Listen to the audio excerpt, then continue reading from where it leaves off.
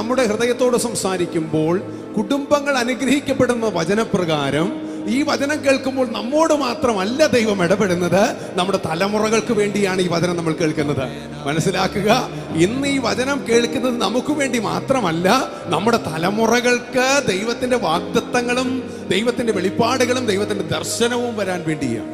ചില ആളുകൾ കർത്താവിനെ അറിഞ്ഞു കഴിയുമ്പോൾ അവർ പറയാറുണ്ട്, അയ്യോ കുറച്ചുകൂടി മുൻപ് അറിഞ്ഞിരുന്നെങ്കിൽ നല്ലതായിരുന്നു, കുറച്ച് വർഷങ്ങൾക്ക് മുൻപ് കർത്താവിനെ ഒന്ന് അറിഞ്ഞിരുന്നെങ്കിൽ നല്ലതായിരുന്നു, കുറച്ച് വർഷം കൂടെ ആ ചെറുപ്പത്തിൽ അറിഞ്ഞിരുന്നെങ്കിൽ നല്ലതായിരുന്നു,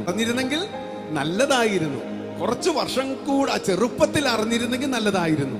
കഴിഞ്ഞ ദിവസം ഞാനൊരു വ്യക്തിയെ പരിചയപ്പെട്ടപ്പോൾ അദ്ദേഹം പറഞ്ഞു, അയ്യോ സാറയ്ക്ക് എത്രയോ കുട്ടികൾക്ക് വേണ്ടി വർക്ക് ചെയ്യുന്നു, ഞങ്ങൾ ഈ പ്രായത്തിലാ ഇങ്ങനെയുള്ള കാര്യങ്ങൾ അറിഞ്ഞത്, ഞങ്ങൾക്ക് കുറച്ചു മുമ്പ് അറിഞ്ഞിരുന്നെങ്കിൽ കുറച്ചുകൂടെ കാര്യങ്ങൾ ചെയ്യാമായിരുന്നല്ലോ. ഞാൻ പറയട്ടെ, കഴിഞ്ഞ നാളുകളെ കുറിച്ച് ഓർത്ത് നമ്മൾ വിഷമിക്കേണ്ട കാര്യമില്ല. പാസ്റ്റ് ഈസ് പാസ്റ്റ്, കഴിഞ്ഞത് കഴിഞ്ഞു പോയി. പക്ഷെ ഇപ്പോഴുള്ള ജീവിതത്തിൽ നമ്മൾ പ്രാർത്ഥിക്കുന്നത്, നമ്മൾ വചനം വായിക്കുന്നത്, നമ്മൾ ആരാധനയ്ക്ക് പോകുന്നത്, നമ്മൾ ഒരുമിച്ച് ആരാധിക്കുന്നത് എല്ലാം നമുക്ക് വേണ്ടി മാത്രമല്ല. വിശ്വസിക്കുന്ന എത്ര പേരുണ്ട്?